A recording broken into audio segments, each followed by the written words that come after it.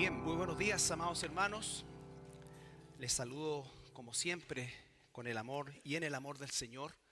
Y saludamos también a todos quienes nos ven a través de nuestra transmisión. Vamos a abrir la Biblia en Romanos, en el capítulo 13.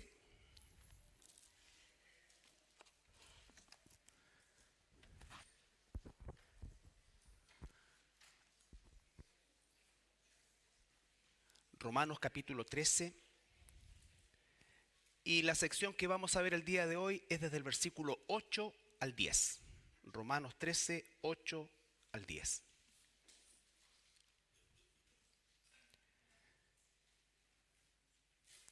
No debáis a nadie nada, sino el amaros unos a otros, porque el que ama a su prójimo ha cumplido la ley. Porque no adulterarás, no matarás, no hurtarás, no dirás falso testimonio, no codiciarás, y cualquier otro mandamiento en esta sentencia se resume: amarás a tu prójimo como a ti mismo. El amor no hace mal al prójimo, así que el cumplimiento de la ley es el amor. Padre amado, venimos esta mañana delante de ti a escudriñar tu palabra para que tú nos puedas enseñar y guiar, Señor, conforme a ella, en nuestra propia vida, en nuestra propia forma de relacionarnos, Señor. Te agradecemos como siempre cada domingo la libertad que tenemos de reunirnos y de tener tu palabra en nuestras manos, Señor. Gracias, Padre amado, en el nombre de Jesús. Amén. Bueno, el capítulo 13, si ustedes se recuerdan, a partir del capítulo 12 en adelante, el apóstol Pablo comienza a hacer una descripción mucho más práctica acerca de lo que, por supuesto, trató en los primeros 11 capítulos, que tiene una fuerte connotación doctrinal, es decir, eso sienta las bases de lo que va a decir en los últimos capítulos. Y no solamente los últimos capítulos romanos, sino que también a lo largo de toda la escritura en el Nuevo Testamento y todas las cartas que Pablo escribió.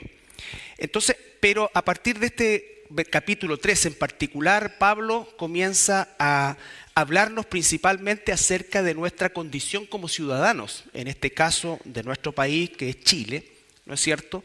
Y son principios que nosotros debemos entender y recordar que solamente existen tres razones por las cuales un cristiano puede y debe oponerse a un gobierno civil establecido, ¿no es cierto? El primero de ellos es la idolatría, el asesinato de inocentes y por supuesto también todo lo que tenga que ver con la prohibición de predicar el evangelio, ¿ya?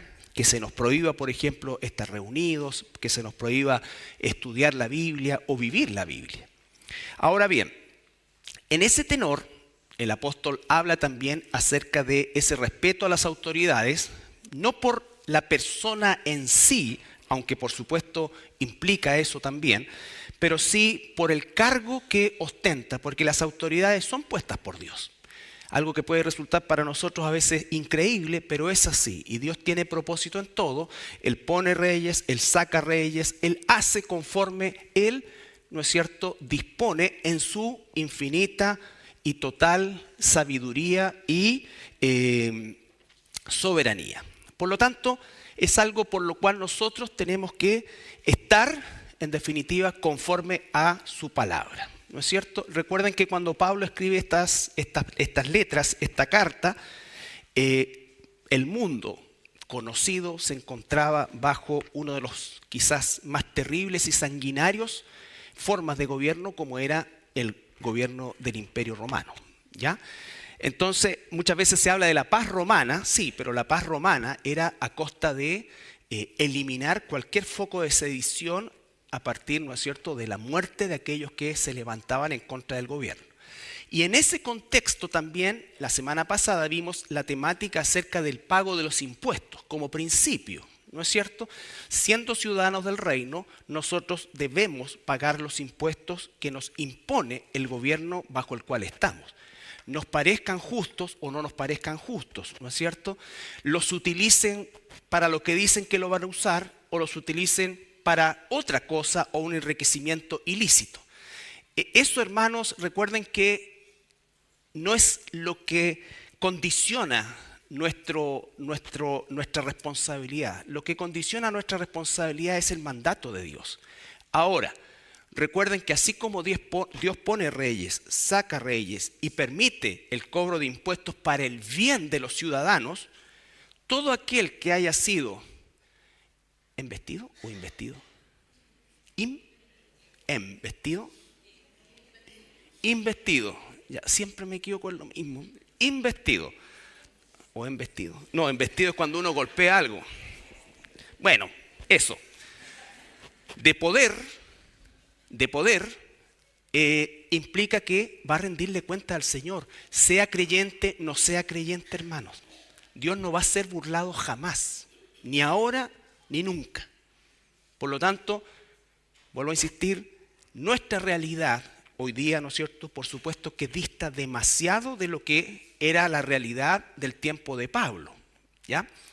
Pero aún así los principios son los mismos. En ese tenor, y finalizando esta sección, el versículo 8 continúa diciendo, no debáis a nadie nada. Ahí como que termina recuerden que las cartas originales no tenían ni capítulos ni versículos, no había separación, era una lectura continua. Obviamente la separación implica que nosotros podemos hacer un mejor estudio de la Escritura, pero cuando leemos las cartas de Pablo, sobre todo, tenemos que leerlas como algo continuo. Entonces, la idea de los versículos anteriores relacionados con los impuestos y con las deudas y con todo lo demás, termina aquí, no debáis a nadie nada. Y después viene una coma, sino el amaros unos a otros, y ahí va, es el tema de este sermón. Pero lo primero que nosotros debemos clarificar aquí, cuando dice no debáis a nadie nada, no significa que los cristianos no estemos en posición de pedir un crédito, ¿no es cierto?, o asumir una deuda, sobre todo si nosotros obviamente necesitamos o nos vamos a embarcar en un proyecto como una casa propia, quizás un cambio de vehículo si es necesario, ¿no es cierto? Quizás el pago de los estudios de un hijo, una hija. Adquirimos una deuda porque obviamente no tenemos una cantidad de esa magnitud, ¿no es cierto?, para pagar eso al contado. Entonces, obviamente implica que es eso. Entonces, habla esto básicamente de que nosotros cuando adquirimos una deuda, y quiera Dios que siempre sea una deuda por razones justificadas y no por razones injustificadas, como suele suceder, ¿no es cierto? Yo siempre me acuerdo cuando estaba en la cola de Faladeuda, una vez, y adelante iba una señora chiquitita, y de repente sale la señora y le dicen la deuda, 300 y tantos mil pesos, o 200 y tantos, una cosa, y la viejita billete por billete, y pagó su deuda. ¿Cómo llegas a deber eso? No sé en qué, no sé qué compró, no sé qué, pero yo iba a pagar 10 lucas, que eran los seguros esos que nadie pide, pero que todos te menten, ¿no es cierto? Porque me había llegado una cuestión por internet. Y yo decía, ¿qué deuda? Si yo no ocupo esta cuestión. Bueno, eran esos seguros, ¿no es cierto?, que finalmente hay que pagarlos, porque si no es todo un lío, te mandan al tercer piso, hay 500.000 personas. No pagan. Pero a eso me refiero, o sea, un endeudamiento. Y no era del banco, porque el banco está afuera.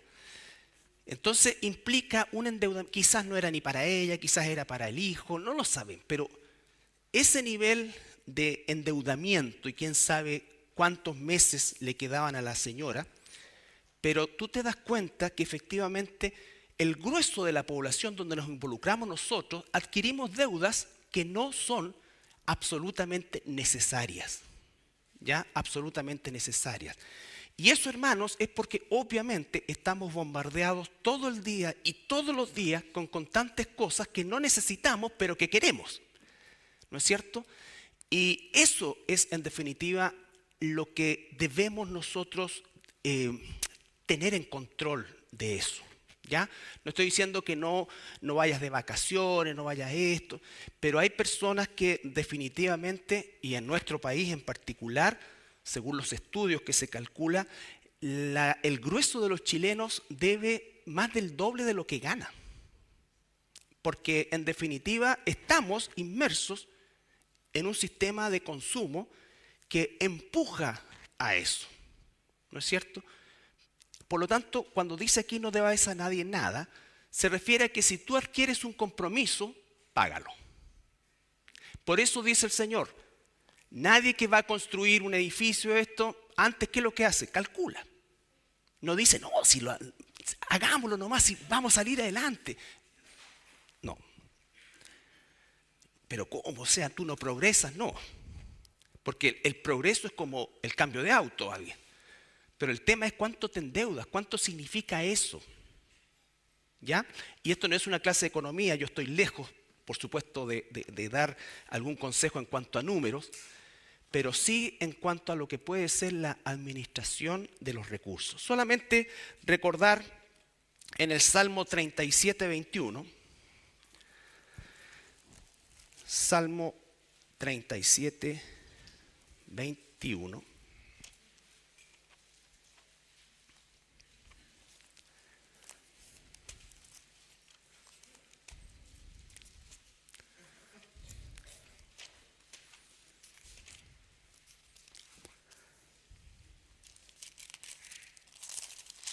Dice,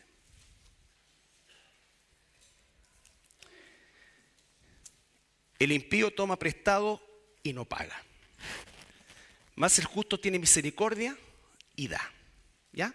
O sea, para Dios, el adquirir una deuda con la clara intención de no pagar, o calcular mal, o decir da lo mismo, ¿no es cierto? Entraríamos en la categoría de impío. El Señor dice, si vas a construir algo, si te vas a involucrar en una inversión de magnitud, calcula, ¿no es cierto? Entonces algunos se encalillan pensando que luego viene el rapto y van a dejar, ¿no es cierto?, a las instituciones. No va a pasar eso porque nadie puede burlarse del Señor. Nadie puede burlarse del Señor. ¿Ya? Entonces tenemos que entender que cuando el Señor dice no debáis a nadie nada, significa aquellas deudas que hemos adquirido responsablemente y que tenemos que pagar. ¿Se entiende? Bien. También el Antiguo Testamento está lleno de principios acerca de la usura, de no aprovecharse, en definitiva, porque a veces nosotros estamos del lado de alguien que presta, no como una institución financiera, pero obviamente a alguien que está en necesidad, en real necesidad, ¿no es cierto? Y eso significa no tener usura, no aprovecharse de la condición. Cuando Nehemías llegó a Jerusalén, los que han leído el libro de Nehemías, dice que les arrancó hasta los pelos de la barba a judíos, siendo el judío, porque tenían esclavizados a sus propios hermanos por deudas que no podían pagar, no porque no quisieran pagar, sino porque habían aumentado los intereses de tal manera que les hacía imposible, y de esa manera los contenían como esclavos. Entonces eso también para Dios es sumamente grave, es sumamente grave. Ahora, volvamos a Romanos para irnos al sentido correcto de esta sección.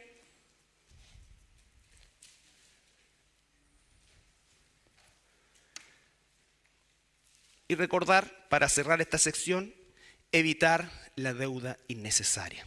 Evitar la deuda innecesaria. ¿Ya? Ese sería como el final de esto. Respeta a las autoridades, paga los impuestos. Si te vas a involucrar en algo, calcula que lo puedes pagar y no te metas en deudas de forma innecesaria. ¿Ya? En deuda en forma innecesaria. Y aquí, después de la coma, del versículo 8, 13:8, dice, voy a leer de nuevo, no debáis a nadie nada, coma, sino el amaros unos a otros. Entonces, aquí hay como una contradicción, podríamos decir, porque dice, no te endeudes, paga todo, pero después dice, sino, o sea, adquiere esta deuda, asume esta deuda. Entonces, por un lado nos está diciendo en lo material, no asumas esas deudas, paga las que has adquirido, pero a continuación dice, y Pablo hace un giro acá y lo lleva a la deuda de amor. La deuda de amor. ¿Ya? ¿Se acuerdan la canción esa de los Beatles? All I need is love. Sí, pero no es ese amor el que necesitamos. No es ese amor. ¿Ya? Ese es un amor nada que ver con lo que el Señor nos va a decir. ¿Ya? Sí, necesitamos amor, pero el amor de Dios. El amor de Dios se expresa a veces en un abrazo, se expresa en una corrección, se expresa en algún momento con ímpetu, ¿no es cierto? Recuerden al mismo Señor Jesucristo, a los apóstoles.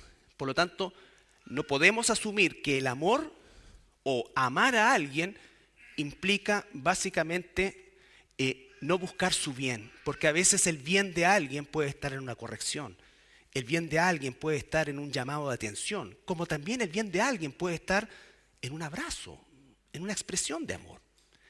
¿Ya? Entonces dice, no debáis a nadie nada, sino amaros unos a otros, porque el que ama al prójimo ha cumplido la ley. Y por supuesto, prójimo es cualquier persona que tengamos a nuestro alrededor, pero recordemos lo que dice también la Biblia, que en cuanto tengamos oportunidad de hacer bien, hagámoselo a todos, preferentemente a los de la familia de la fe. Es decir, implica a los demás, pero implica por sobre todas las cosas a la familia de la fe. ¿Ya? A veces nosotros podemos tener mayor amor por aquellos que no son cristianos, y no es un problema de no amarlos, sino que el problema es que no amamos de la misma forma a quienes son nuestros hermanos, nuestras hermanas. Y eso, por supuesto que no debe ser así. ¿Ya? Bien, Romanos capítulo 12. Este amor se extiende de tal manera que sobrepasa lejos, porque no es nuestro amor, es su amor en nosotros. Sobrepasa por lejos a ese amor natural. Capítulo 12 de Romanos nos lo explicó, si ustedes se recuerdan, versículo 14 al 20.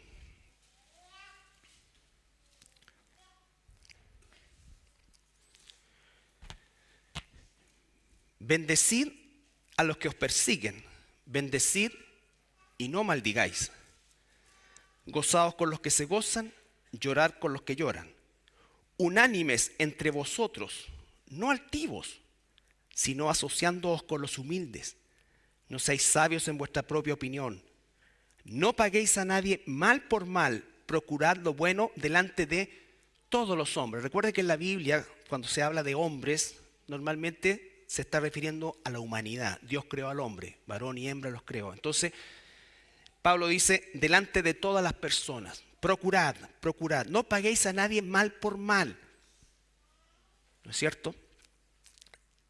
Eso significa que nos han hecho incluso mal, pero nosotros no pagamos mal. La venganza es algo que está expresamente prohibido por el Señor. Si es posible, en cuanto dependa de vosotros, por supuesto que como seres humanos hay un límite, hermanos. Por supuesto que hay un límite. Ahora, ese límite es absolutamente personal. Entre tú, Dios y la persona. O entre Dios, tú y la persona, o las personas.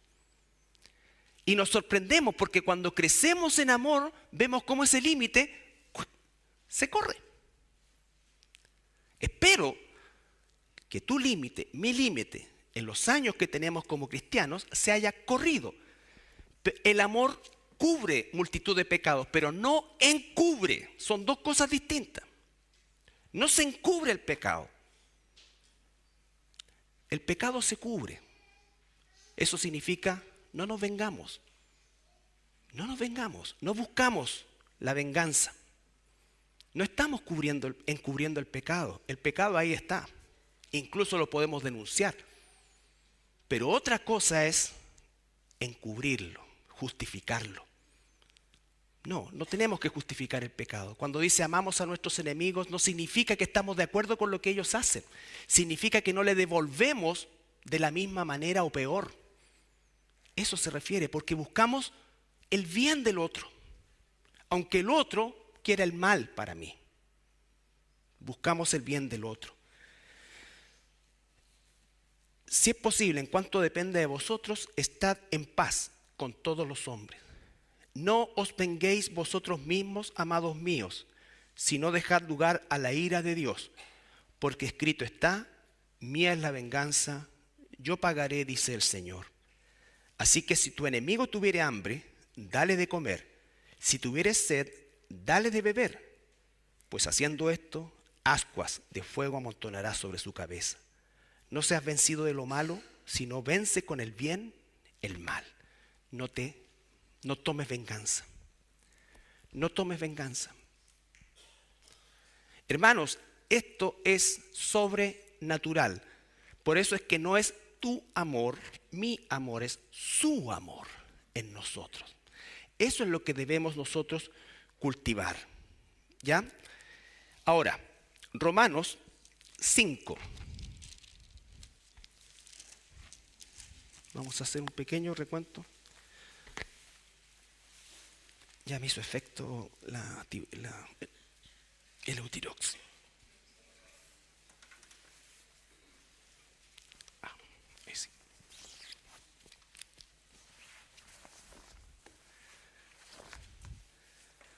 Bien. Romanos 5, capítulos 6 y 8. Perdón, capítulo 5, versículos 6 al 8.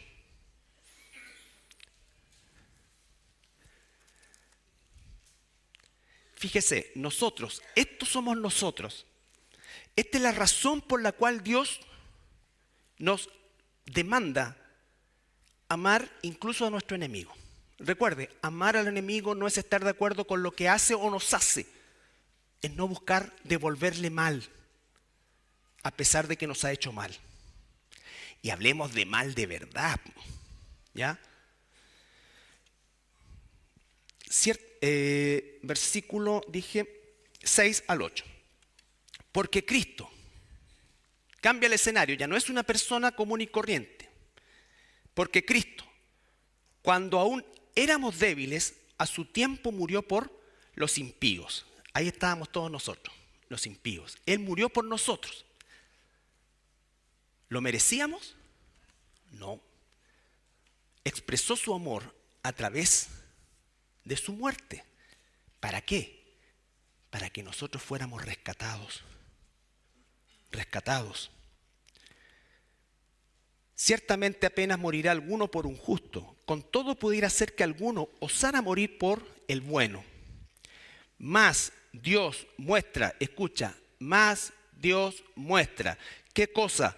Su amor para con nosotros, en que aun siendo pecadores, Cristo murió por nosotros. Mas Dios muestra, lo cantábamos, ¿no es cierto?, su amor con nosotros, en que aun siendo pecadores, Cristo murió por nosotros. Y ese amor es insuperable. Sin embargo, los que somos hijos de Dios debemos apuntar nuestra vida en esa dirección. En esa dirección.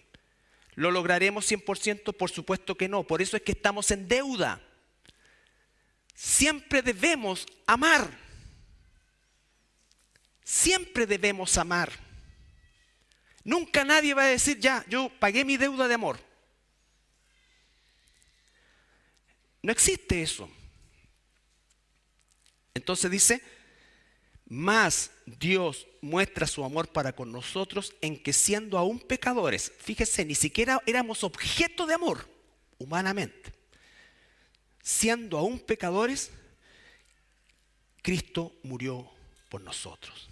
Entonces, mis hermanos, no se trata de que nosotros busquemos venganza de aquellos que, o hacia aquellos que aún nos han hecho daño. Significa que nosotros no buscamos hacerle daño. Porque cuando Dios podía destruirnos, nos salvó. Y lo merecíamos. Y lo merecíamos.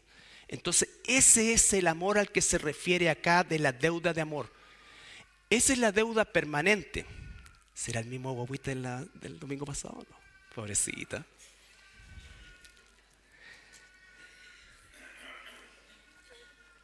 Esa es la deuda. Por eso dice que estamos en deuda. Esa es la deuda impagable. Esa es la deuda impagable. Y el estándar es el amor de Dios por nosotros. No dice, por cuanto todos ustedes se lo merecían, Cristo entonces murió por ustedes. No, sino que siendo aún pecadores, sin merecerlo, Cristo murió por nosotros. ¿Ya? Bien. Ahora, primera de Juan capítulo 4.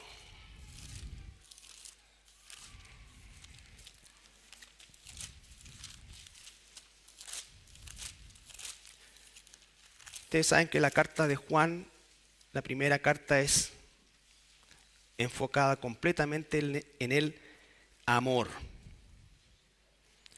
Primera de Juan, capítulo 4, versículo 7. Tengan en mente el amor de Dios. Si sacamos el concepto de amor del contexto bíblico, vamos a caer en un error, porque lo vamos a homologar con mi amor, con lo que yo como ser humano considero amor. Por eso es que leímos el amor de Dios, ¿no es cierto? Consiste en ¿qué? En que aún siendo pecadores, Él murió por nosotros, ¿no es cierto? Es decir, un amor inmerecido, un amor que no justifica la ofensa, pero que en algún caso incluso puede pasarla por alto. Un amor que no busca el mal del que me ha hecho mal, sino que un amor que busca incluso el bien. Por eso dice, ora por tus enemigos. No puedes apagar el fuego con fuego. No seamos vencidos por lo malo, venzamos lo malo con lo bueno. Y lo bueno y perfecto viene de Dios. Amados, amémonos unos a otros. Por eso le hacía una vez más la salvedad, porque si tomamos esto, dice, no, pues si yo amo. Pero no hace ese amor, el amor de Dios. Porque el amor es de Dios. ¿Cuál amor? El que acabamos de describir. Todo aquel que ama, con ese amor, es nacido de Dios y conoce a Dios. ¿Te das cuenta? Es una lectura totalmente distinta, porque tenemos en mente el amor incondicional de Dios, el amor inmerecido que hemos recibido, y es ese amor el que el apóstol nos está, ¿no es cierto?, enseñando que tengamos entre nosotros. El que no ama no ha conocido a Dios, porque Dios es amor. Y es aquí donde se saca de contexto este texto y se dice que puede pasar cualquier cosa y en definitiva lo que se busca es el amor. ¿No es cierto? Es por amor, ¿no? El amor, el amor. Lo importante es el amor. ¿Ya? Sí, lo importante es el amor, pero el amor de Dios. El amor de Dios corrige, disciplina, guía, cambia, transforma en nosotros. Y hacia aquellos que son nuestros enemigos, entre comillas, y que buscan nuestro mal, el Señor dice, no tomes venganza, porque tú eres un hijo. Y como hijo, tu deber no es vengarte. ¿No estás de acuerdo? Por supuesto que no.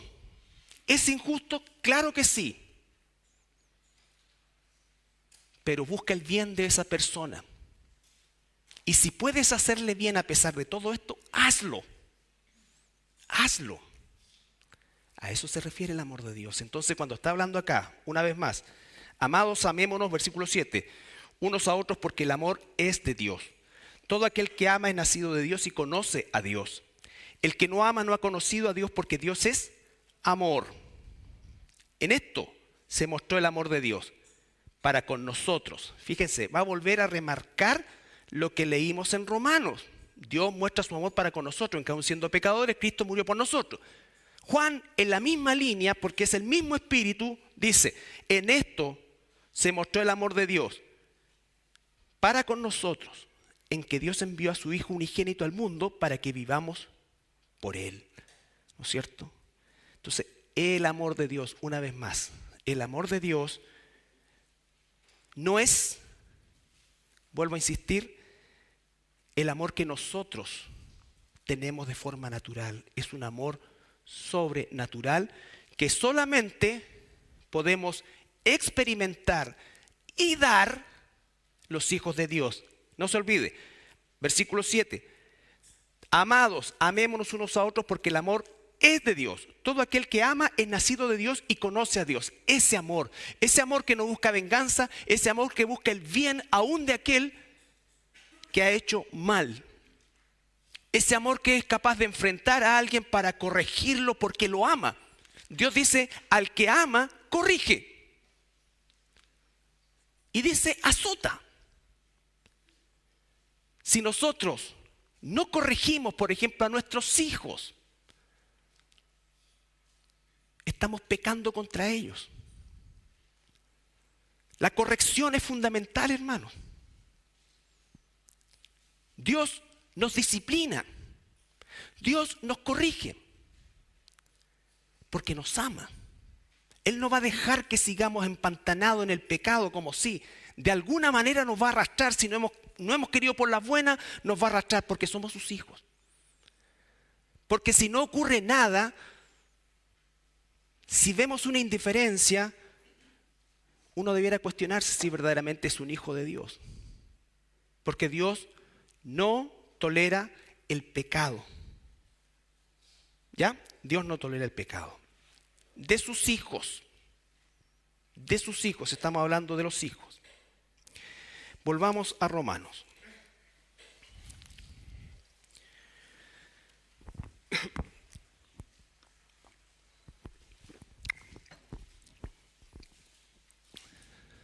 A veces por amor vas a tener que echar a tu hijo de la casa. ¿Lo vas a abandonar? No. Pero no se hace. Yo sé que es difícil, hermano. Por supuesto que sí. Lo que estoy diciendo no es algo de lo cual uno se ha graduado. Por supuesto que no. Por supuesto que no. Pero debemos guiar nuestra vida en esa dirección y confiar en Dios. Confiar en Dios. Recuerden la parábola del hijo pródigo. El padre, vamos a decir, siempre estuvo pendiente, oró y cuando se arrepintió lo recibió con todo el amor y más. Pero no lo fue a buscar cuando estaba comiendo algarroba, porque confía en Dios. Ese joven necesitaba comer algarroba y llegar a ese punto para volver en sí. ¿Cuántas veces hemos frenado nosotros esos procesos? ¡Ay, no, amigo! Claro que duele, por supuesto que sí. Pero si confío en Dios, aun si muere en el proceso, pero nunca lo abandonamos, nunca oramos, dejamos de orar, nunca dejamos de entregarlo al Señor para que vuelva a Él, para que vuelvan a Él. Entonces, ese es el amor de Dios. El amor de Dios no justifica el pecado. El amor de Dios trata el pecado.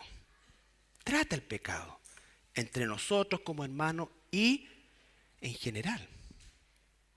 Y en general. Versículo, vamos a leer 8, 9 y 10 de nuevo. 13, 8, 9 y 10. Entonces dice, no debáis a nadie nada. Quedó claro el concepto, digamos, de economía, por así decirlo. Coma, sino el amaros. Ahí es el giro. ¿No es cierto? Y resulta a veces un poco raro porque dice, debamos, no rechacemos esta deuda que tenemos. Tenemos una deuda de amor con nuestras esposas, con tus esposos, con tus hijos, con tus hermanos, con tus enemigos. Una deuda de amor. ¿Por qué? Perdón. unos a otros, porque el que ama al prójimo ha cumplido la ley. ¿Recuerdan cuando Jesús dice en Mateo capítulo 5?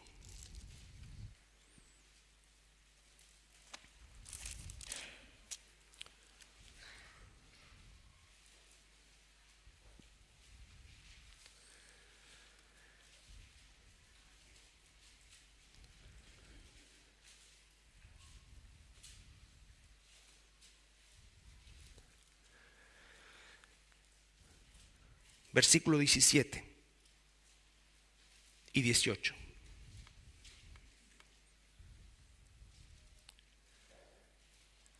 No penséis que he venido para abrogar la ley y los profetas, o los profetas. No he venido a abrogar, sino para cumplir. Porque de cierto os digo que hasta que pasen el cielo y la tierra, ni una jota, ni una tilde pasará de la ley hasta que todo se haya cumplido. Entonces, volvemos a Romanos. Versículo 10.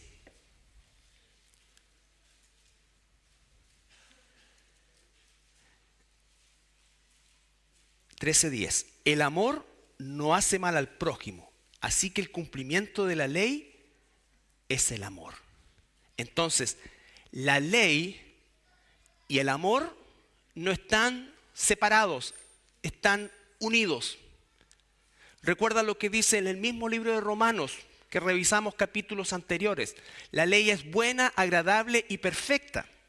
El problema no es de la ley, el problema es de nosotros, que somos pecadores, que infringimos una y mil veces la ley de Dios.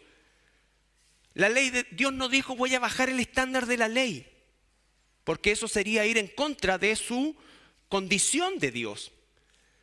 Pero Dios muestra su amor con nosotros en que aun siendo pecadores, es decir, violadores de la ley, Cristo vino. ¿A qué? Acabamos de leerlo en Mateo. No vino a borrar la ley, vino a cumplirla. Vino a morir por nosotros. Y después que murió, resucitó. Y ahora, una vez vencido el pecado, Él nos puede imputar a nosotros justicia. ¿Qué significa justicia? Que todos los que hemos nacido de nuevo, por decreto, hemos cumplido la ley. Hemos cumplido la ley. Nadie va a entrar a la presencia del Señor sin la ley cumplida. Ni una jota ni una tilde dice se va a borrar. Pero tú y yo hemos cumplido la ley por decreto gracias a la obra de Cristo. La salvación, mis hermanos, es por obras, pero no las nuestras, la de Él. Es su obra. Por eso es que es tan terrible cuando la gente trata de ganarse el favor de Dios. Es su obra la que nos ha librado de la potestad de las tinieblas, del infierno, y además nos ha dado su Espíritu Santo para que podamos vivir conforme a su voluntad, aún en nuestra naturaleza caída. Pero nuestra naturaleza caída debe ser sofocada permanentemente por el nuevo yo que el Señor nos ha dado, que es su Espíritu Santo. Y ese Espíritu Santo es el que nos guía, es el que ama, es el que cada día, ¿no es cierto?, va transformando de gloria en gloria para hacernos, ¿qué cosa? Más semejantes a Cristo. ¿En qué? En su carácter. En su carácter, hermano. Entonces, la importancia del amor de Dios es fundamental, vital. Tenemos que estudiar el amor de Dios con muchísima más profundidad que lo que estamos haciendo ahora. Y yo espero que nos sumerjamos en eso, sí. Efesios capítulo 3.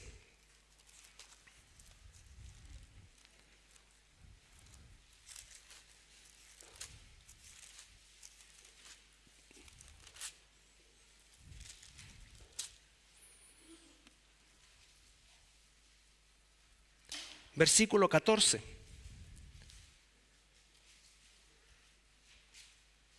Este es un pasaje maravilloso. 14 en adelante. Mire, por lo cual doblaba Pablo sus rodillas, es decir, caía en adoración, en gratitud. Por esta causa doblo mis rodillas ante el Padre de nuestro Señor Jesucristo, de quien toma todo nombre, toda familia en los cielos y en la tierra, para que os dé conforme a las riquezas de su gloria el ser fortalecidos con poder en el hombre interior, por su espíritu. Ese es el que tenemos que cultivar y ese es el que Satanás quiere que dejemos a un lado.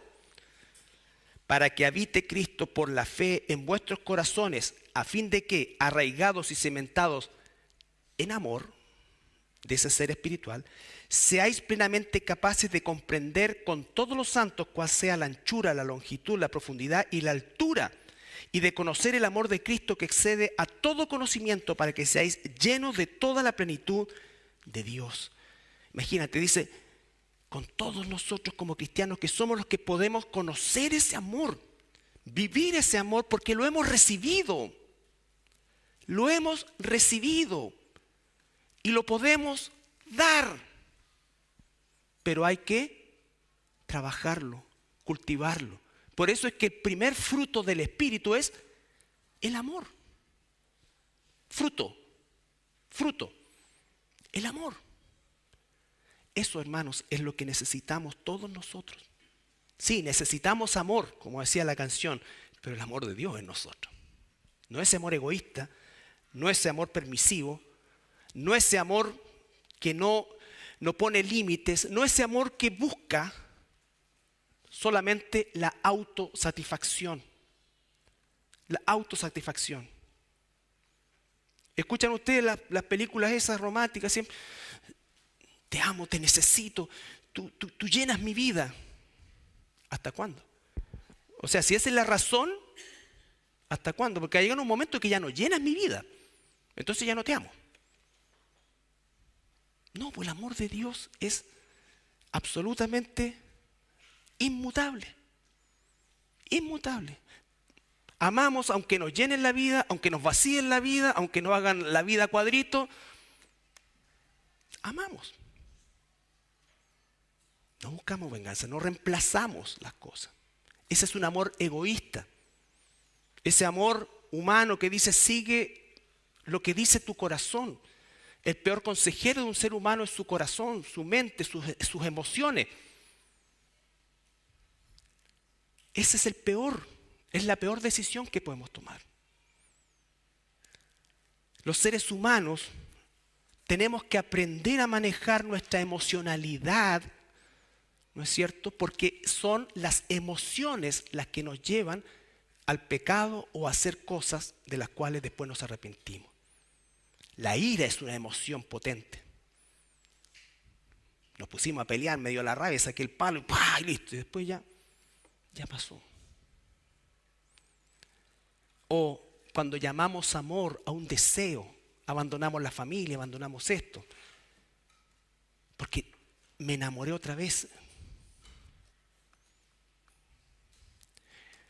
Hermanos, de eso se trata. Entonces tenemos que aprender del amor de Dios. Pablo dice, versículo 19, y de conocer el amor de Cristo que excede a todo conocimiento. Es decir, no encontramos el amor de Cristo en ninguna literatura humana, solamente en la Escritura. ¿Y cuál es el ejemplo supremo de esto? Que siendo aún pecadores, Él murió por nosotros. El justo por los injustos. Incondicionalmente. Incondicionalmente.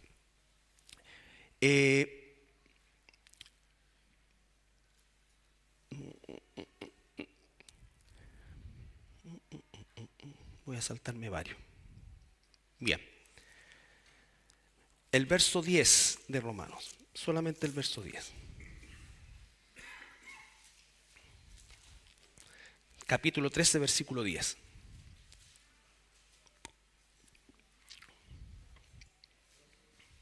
Romanos 13, 10.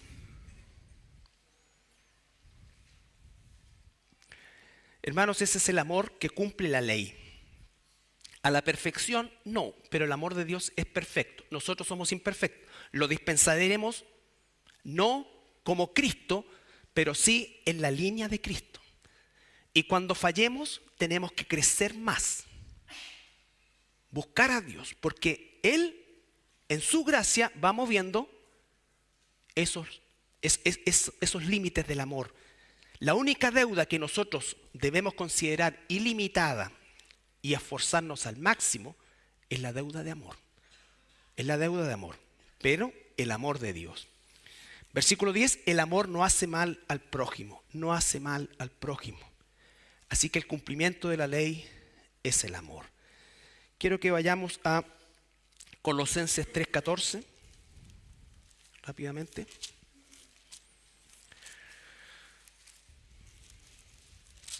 Tres, 14.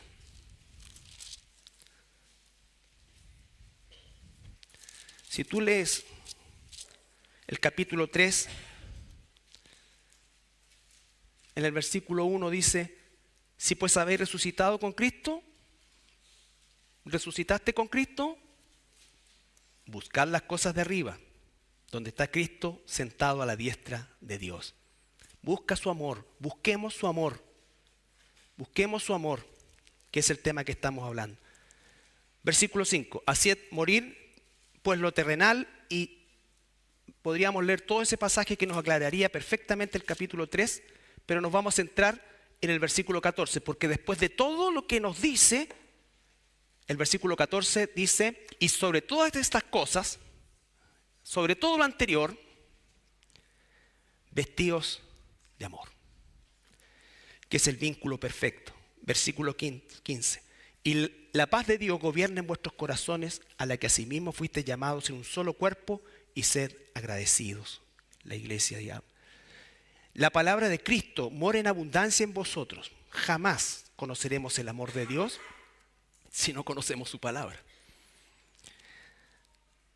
Enseñando, y dice, more en abundancia. Entonces, preguntémonos, ¿mora la palabra de Dios en abundancia en nosotros? Si la respuesta es no, la conclusión es, ¿cómo esperamos amar? Por eso es que seguimos reaccionando como reaccionamos, por eso queremos vengarnos como queremos vengarnos, por eso es que no somos capaces de expresar el amor de Dios. ¿Por qué? Porque no estamos llenos de su palabra. De su palabra. Recuerda, el Espíritu Santo no hace magia, el Espíritu Santo transforma. Él nos guía a toda verdad, fue lo que dijo el Señor, y su verdad es su palabra.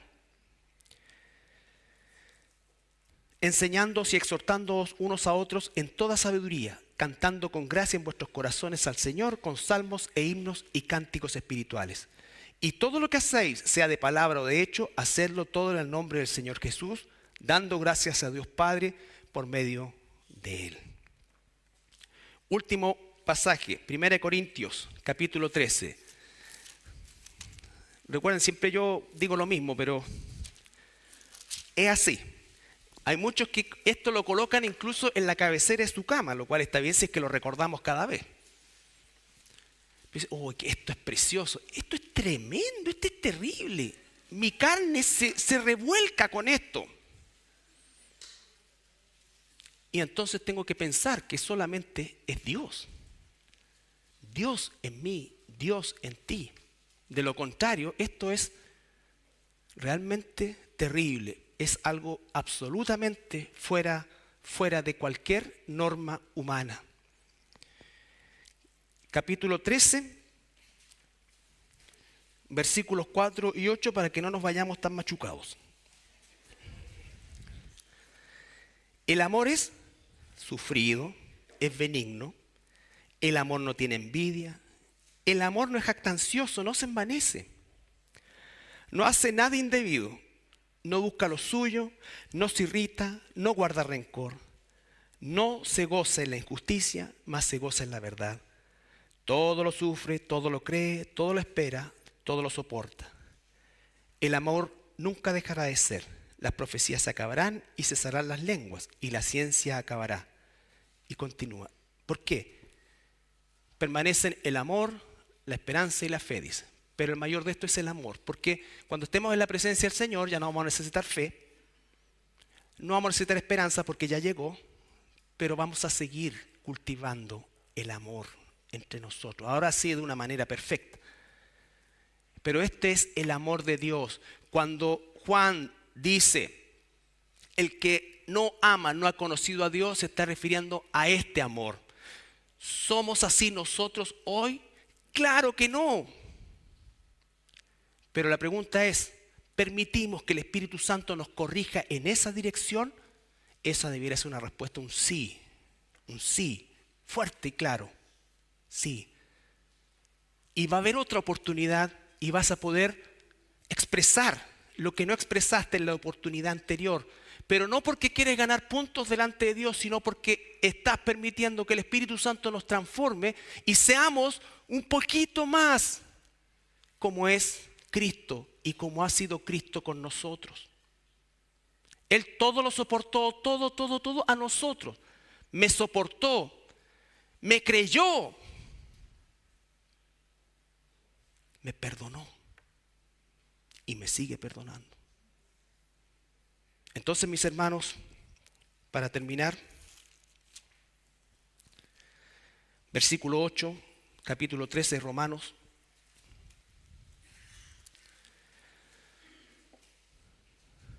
No debáis a nadie nada. Claramente, si asumimos una deuda, paguémosla. Sino el amaros unos a otras. Esa es la deuda que siempre vamos a pagar y que nunca terminamos de pagar. Es la deuda de amor.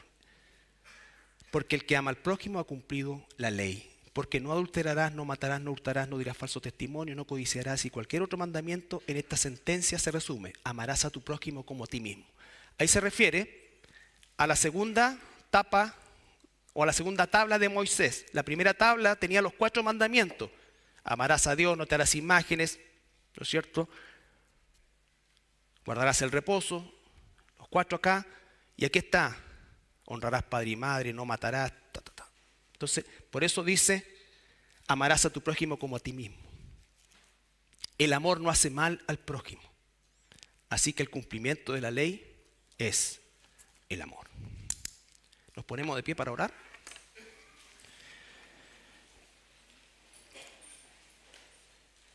Padre, te damos tantas gracias, Señor, porque tu palabra nunca vuelve vacía, Señor, en quienes realmente queremos ser moldeados por ti, Señor.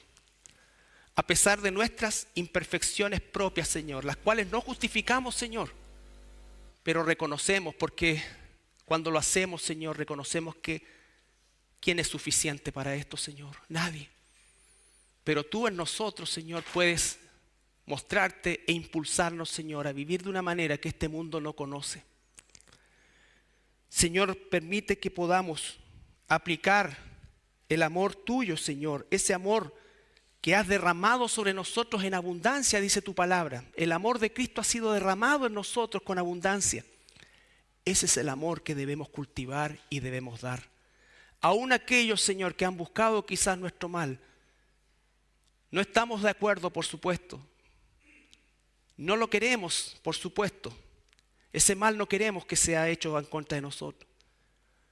Pero si llega a ser, Señor, danos la fuerza para no devolver lo mismo o peor, sino que por el contrario, Señor. Porque tú eres el ejemplo supremo hacia el cual tiene que nuestra vida apuntar permanentemente y cada día, como dice el apóstol Pablo, que cada día se extiende hacia adelante. Eso es extenderse hacia ti, hacia tu carácter, Señor. Gracias, Padre amado, te damos. En el nombre de Jesús. Amén.